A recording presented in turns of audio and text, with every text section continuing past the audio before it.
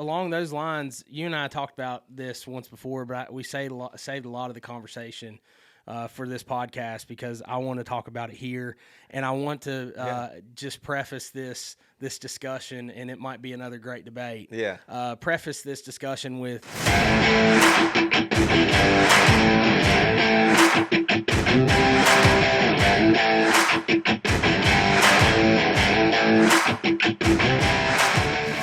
Welcome back to the Banner Tree Podcast. I'm here with Ryan. We're getting ready to close out 2023 and look into 2024. It's always amazing to me when we get around to December that 12 months have already gone by and we're looking at Christmas and another new year. Ryan. Yeah, man, 2023 went by fast, and as we've just some pictures were popping up on my iPad as we just got together that we had killed a limit of mallards 2 years ago, and we just couldn't even believe it's been 2 years since that. But 2023 is coming to a quick close.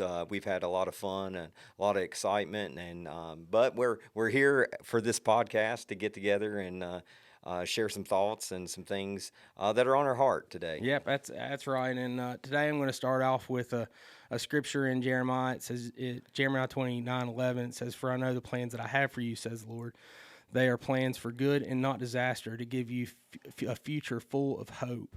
And, this one kind of rang true with me now. We talked about it on the last episode, but there's something about the holidays that bring on, thoughts of depression or, thoughts of lack of self-worth and so many different emotions. And maybe some of them are just nothing but joy, and I hope that they are for most people. But some people, it's not, they're not that fortunate with it. But I just wanted to share that one with you. It struck a chord with me because you might not think so, but the Lord has plans for you. And it says right here, He's got a future filled with hope for you. And I think that that's one thing that people lack a lot during the holidays is hope in general. And so, if that's you and, you feel kind of hopeless in these seasons, and you might have, bills that might not, go unpaid, and you feel that you need to buy for everybody, or, you have a broken family or a lost loved one, and you just feel like there's no light at the end of that tunnel.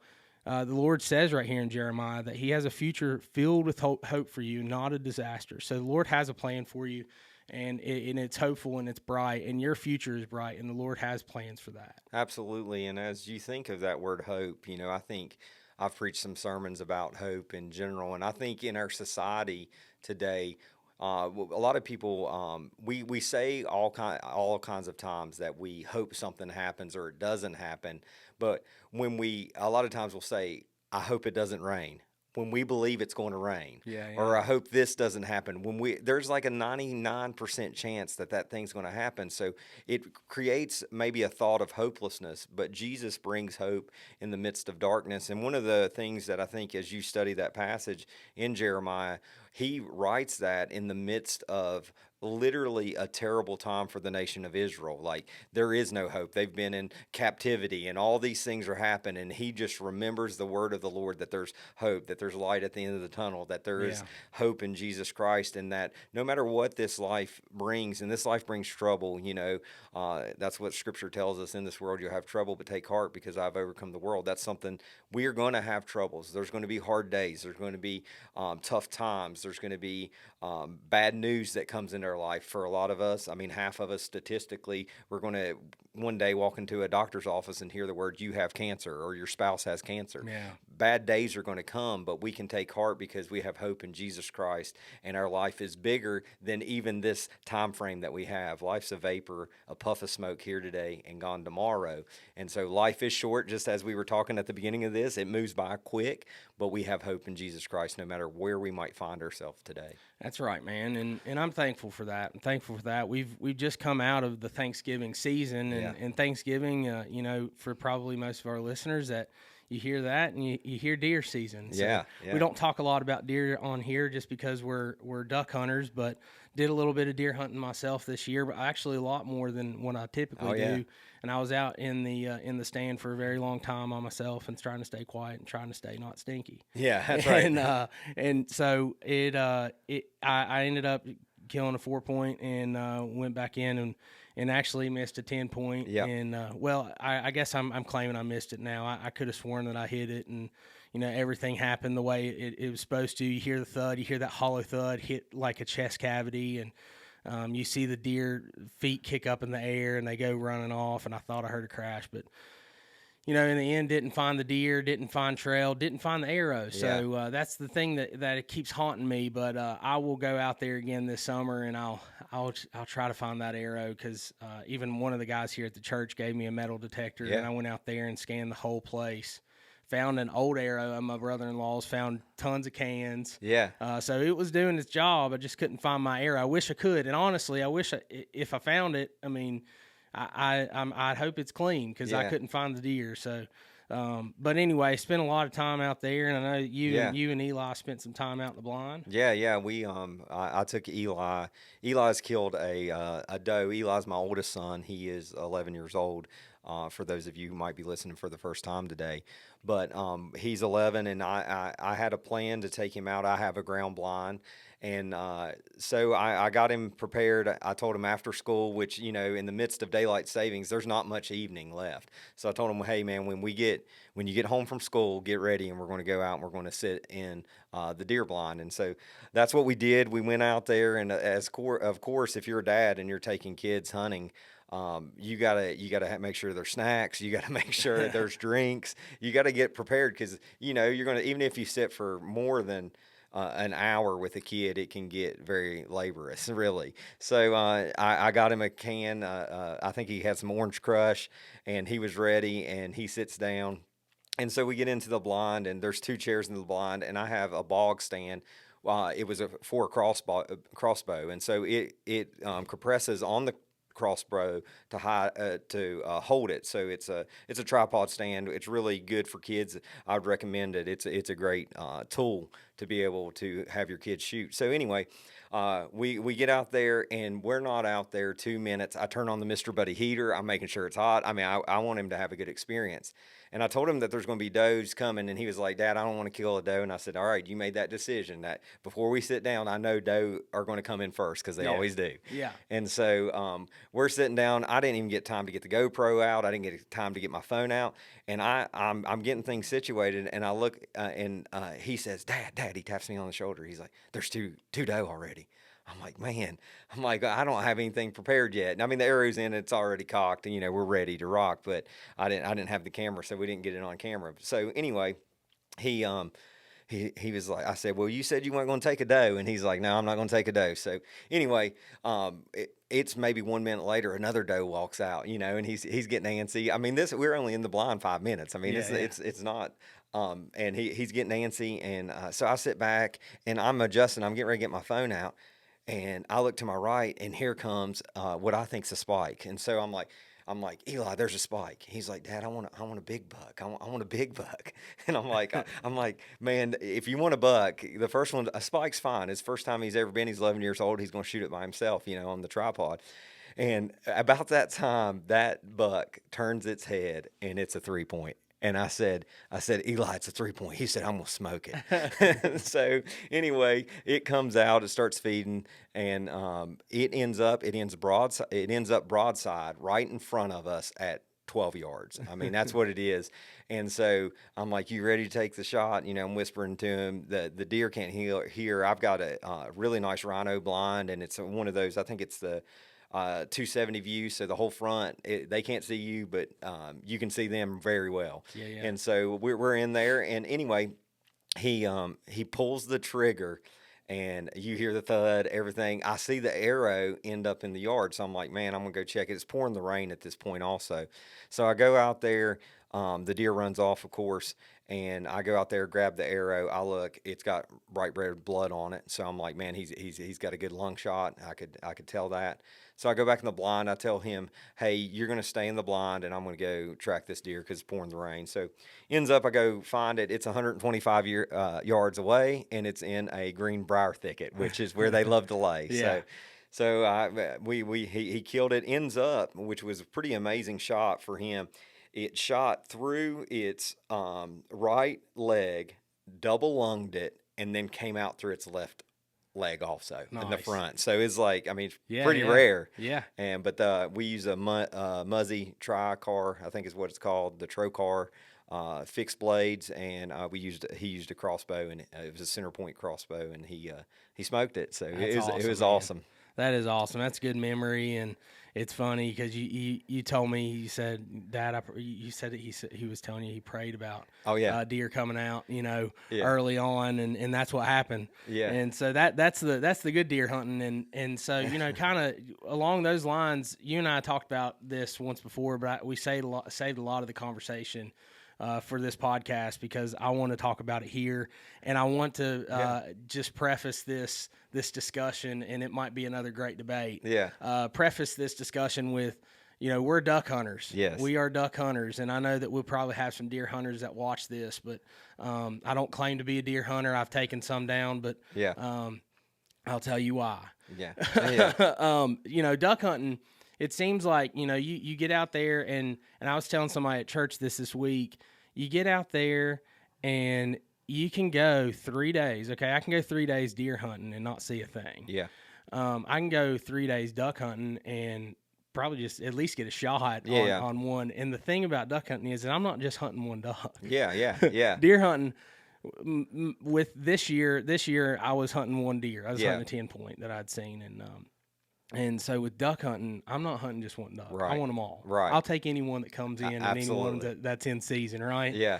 So, that's one thing. You don't, I've always said, you don't have to necessarily be quiet. You have to be still, but the blind will conceal you with duck hunting, and you don't have to smell a certain way. Yeah. You can cut up and carry on with people. You got friends there, right with there. you. Yeah. Yeah. I mean, it's like that's just one of many advantages I feel like with duck hunting, and I'm not trying to downplay deer hunting. Yeah. It's just, this is why I like duck hunting better than I like deer hunting. Yeah, absolutely. I think the same thing.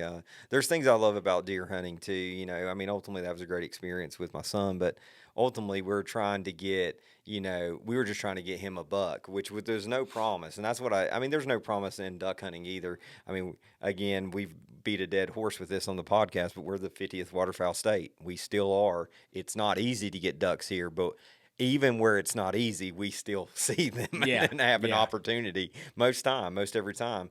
And so deer hunting, can be, there's a lot of solitude there. There's some naps that you can take in there, but it's just totally different hunting. It's like you said, you've got to worry about the smell. I mean, an old buck he knows when you're in his bedroom, he's like, it's kind of like I was talking to somebody just the other day, and they were like, when somebody comes into your house and they open the front door, it's like they're there. You heard the door. Well, that's what you're doing when you go into a buck's home. It's like, who's that guy up there? What is he doing? Yeah. I mean, why is there little Debbie wrappers everywhere? Yeah. It smells a little different. I know it. And it's just, I don't know. I spent all week up there, okay? Yeah. And I came out with this feeling that I wasted time. Yeah. And I have spent a week straight in a duck blind and not done very well. And I never once thought I wasted time. Yeah. That's, I guess that's the difference for me. And we'd like to hear your all's opinion absolutely. on that. I want to hear the good and the bad and the ugly, maybe. Yeah.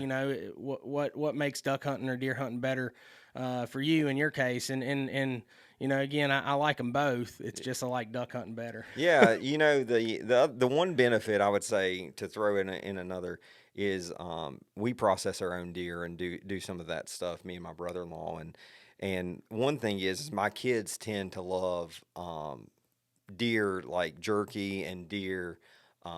We're making snack sticks actually this week, and processing deer, they like that better than eating duck. But my youngest son loves teal. I mean, we've showed that video before and some of those things, but it's like I feel like I can do more stuff with deer. I mean, we made summer sausage, we made breakfast sausage, we made jerky, we cut the tenderloin up and eat it with eggs. Like, there's just more. And like duck, for me, for whatever reason, I like duck, but goose, sometimes I have some hard time fixing good recipes with it. It's definitely a longer process. Yeah. It definitely takes more time to do all of it, really, from start to end. And so I don't know. It's funny. It's a funny conversation, especially the guys, like I said, around here at church. I teased some of them the other day, and it's funny to kind of get under people's skin about it, because Yeah. I mean, I have an opinion, but it's not Yeah. like a hard opinion. Yeah. But it's just funny to hear like a diehard deer hunter be like, something's better than deer hunting. Yeah. No, it's not. Yeah, you know? yeah. And then another funny thing is duck meat is the most expensive meat in the world. Oh, so, yeah. Yeah. And somebody mentioned that, oh, have you been coyote hunting? And I'm like, no. And they're like, oh, have you seen the gear for that? I'm like, well, you don't need a boat. Yeah. Yeah. Yeah. Let's start with this. Oh, yeah. You don't need a boat. But and we've invited people out this year, and we've talked about that every year. We're going to continue to do it more and more, but we've got all the stuff now. We got boats, we've got decoys, we've got waders and guns and dogs and everything. We say it and jokingly all the time out there. We're like, we look like duck hunters. Yeah. We actually look like we know what we're doing now. No, absolutely. We've invested a lot. You've got 2 dogs now. Yeah. And training them, and we went on more hunts. I think about it for me. We've talked about this a little bit on the podcast in the earlier episodes, but I'm 40 years old, and I didn't even get my hunting license till I was 30. So I mean, I'm only 10 years in. Yeah. But there's been quite a few duck hunts under my belt now. I way more than deer hunts. Deer hunts, I haven't hunted deer that much. I really haven't.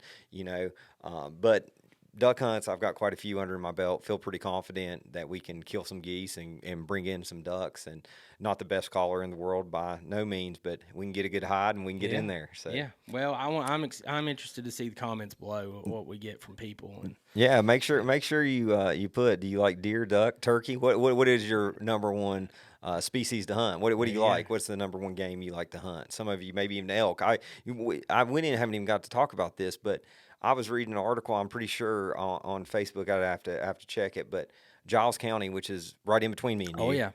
That they killed, I think, the first elk in Giles County. It was 1956 or 1958. It's like, I mean, it's a long span, but a guy got to kill an elk there. So, I mean, it's pretty awesome to see that coming right in our back door.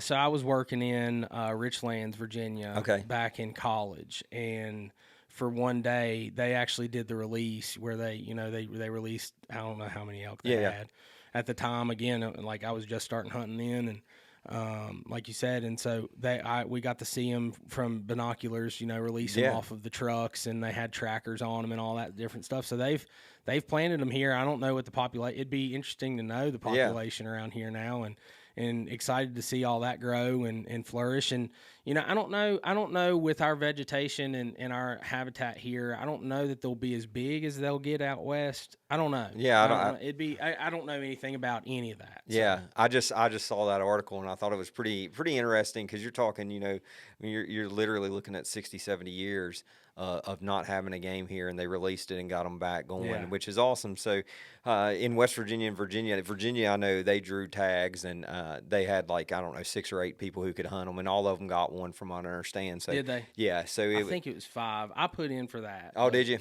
Yeah. I don't know. I don't know where that went, but I just did it just in case. And yeah, no, that's good. That's cool. So hopefully, whatever game you like to hunt, bear, turkey, put it in the comments below. Make sure or if you're listening on the podcast, shoot us a message at info@thebandedretrieve.com. We'd love to hear what you have to say about deer hunting and duck hunting and all that. Oh yeah. Well, with that being said, that's all the time we have for you today. And if you guys are on YouTube, go ahead and give us a like and a share and subscribe it. And we hope that you guys enjoy our content. There will be more content posted just like this. So hit the notification bell to get notifications that we're posting and launching more content. And as always, happy hunting.